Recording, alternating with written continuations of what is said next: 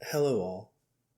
Today we'll be covering the second part of Eat the Monoliths Stuck in the Elevator series, a reality-bending sci-fi series that has been very entertaining so far.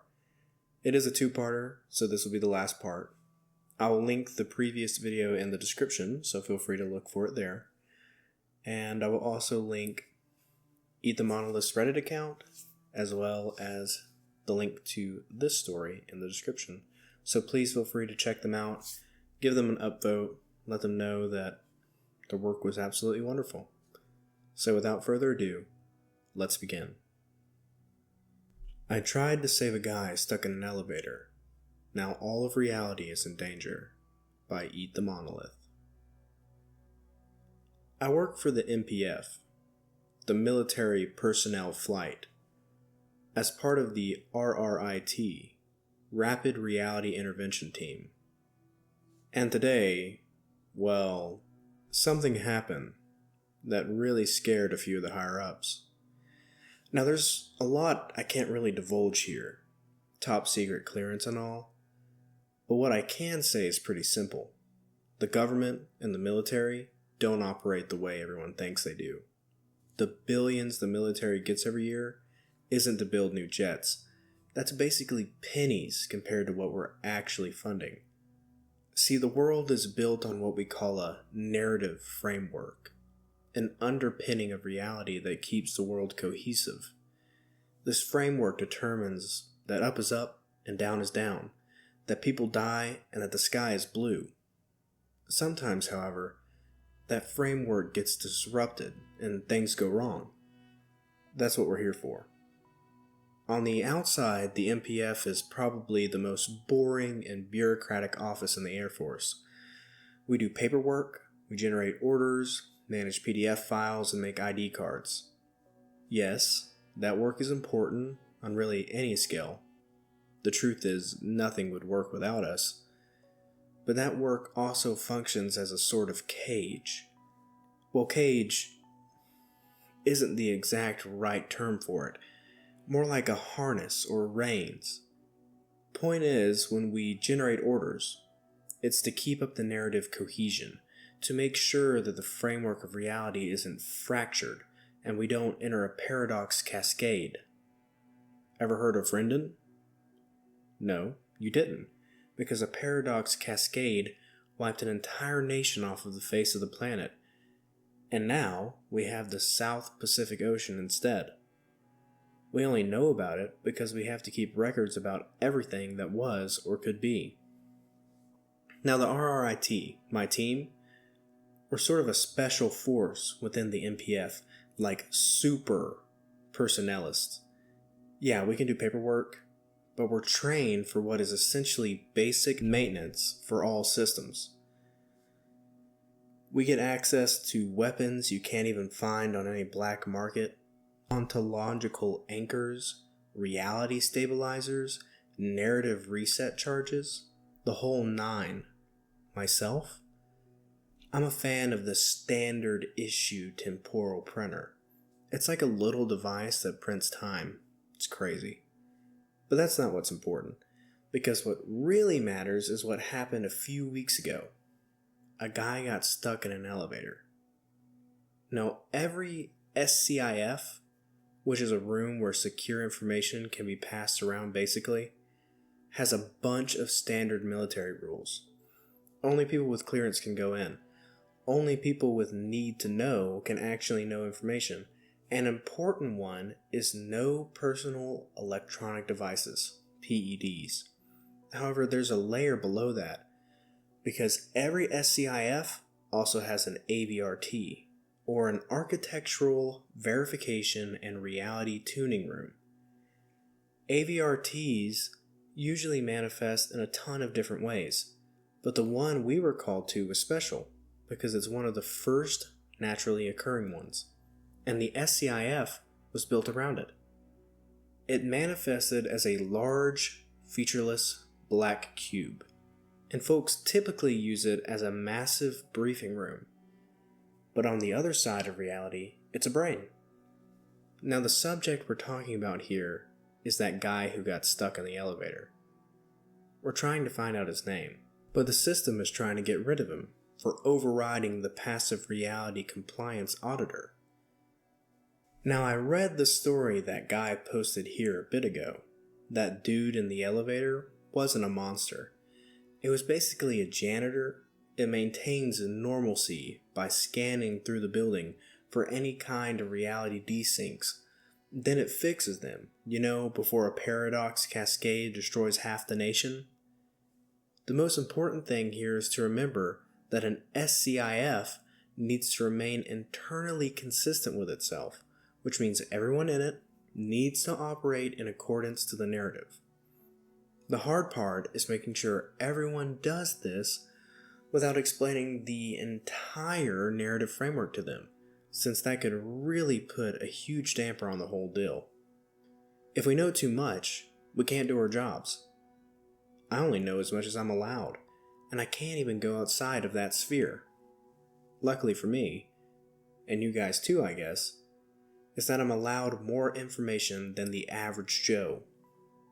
Very unfortunate for the subject though, because he asked a few too many questions about the system and was convinced it was something it wasn't. The thing that really shattered it was the whole bringing his phone into the SCIF thing. But we already know all this. What you want to know, I'm sure, is why the big guys are scared. The subject was never supposed to survive. That's a little excessive, but it makes sense when you put it into perspective. You don't take pictures of a glitch in the Matrix, so you shouldn't be taking pictures of the temporal janitors trying to make sure your world runs normally. Once he did that, the subject went from a passive non-entity to an active virus that was attacking the system. It tried to quarantine him, stop him from doing any more damage so it could do a system purge. But he killed the auditor and escaped the elevator. Then he found his way into the AVRT. He was just standing there, in a mass of flesh, when we finally found him, staring up at the central control node, a massive pulsating mass of flesh that shook the room with every beat. Now, standard procedure has us set up our ontological anchors, setting their local reality so it can't sway one way or another, as sort of a cordon to prevent any more differences in the narrative framework. Then we neutralize the hostile entity. Then do a hard reset using the reality stabilizers. If it goes sideways, set a narrative reset charge and the whole thing gets blasted into a pre-approved AFPC sanctioned narrative. That's only a last resort, however, because usually the military-approved narratives don't always fit so well with local understanding, and the framework can be weakened. So my team and I went to set the anchors. It was hard work, tougher than usual. The anchors themselves are large, archaic, and clumsy. The AVRT didn't let us though. It fought back. Every time myself or one of my guys tried to get the anchors in place, the AVRT would shudder and the whole thing screamed. So we canned that and started setting the narrative reset charges. We'd scrub, accept the local data loss, do the paperwork, and be home in time for dinner. That didn't work either. The AVRT did something no one had ever seen before and actually ate the charges. I watched through perception filters as the narrative charges exploded. Parts of the AVRT started to get rewritten, then the fleshy room grew teeth and ate the pages of reality that poured from the explosion and rewrote it back to how it was. The air grew thick and wet. It felt like trying to breathe through honey, and we realized what was happening. The AVRT was protecting the subject. That's what scared the brass. The AVRT was trying to make the subject the new administrator. It's as if your computer got a virus and decided to base the whole operating system around it. It didn't make any sense. It's supposed to purge viruses, not protect them. But the subject had killed the auditor. This had gone bad, way faster than we expected. We had two options. try to remove the subject, or blow the whole SCIF. The second option was a no-go, at least for now, and honestly, no one believes it actually worked. So we quarantined the location.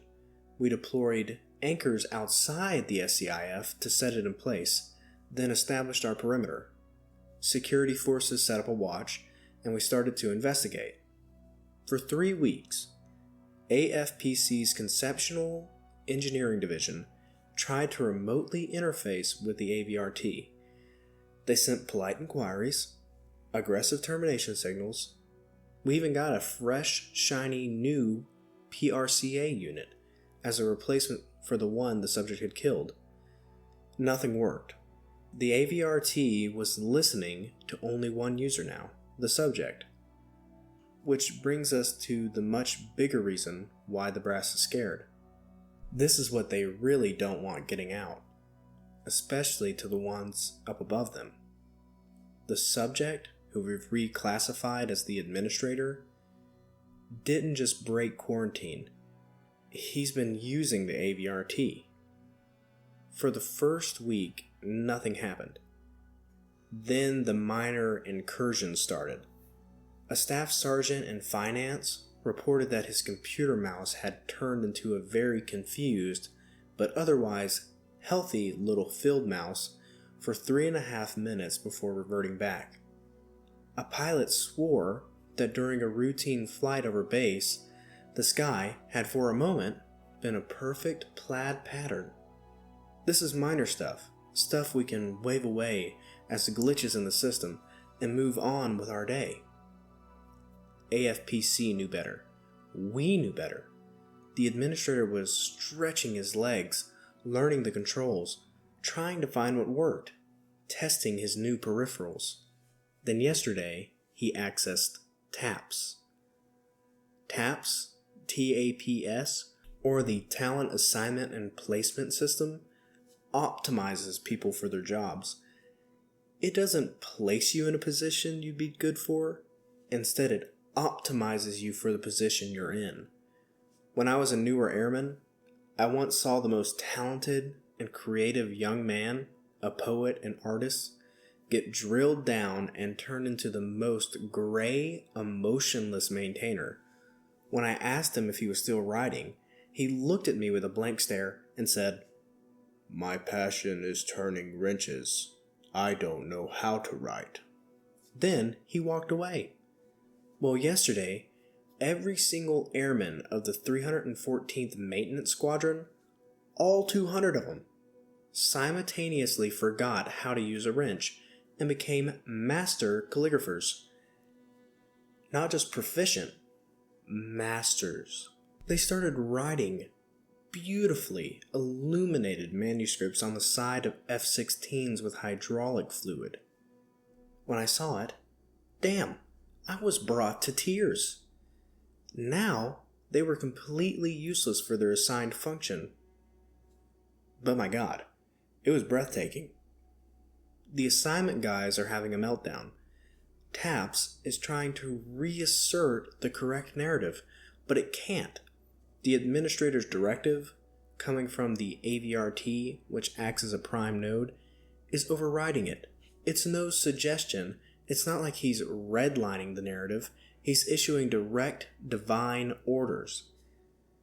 This is where everyone's losing their minds. We have a system to deal with paradoxes, narrative cascades, failures, and incursions from outside reality, but we never, ever had to deal with an inside threat of this magnitude. This isn't some enemy combatant. It's not normal war.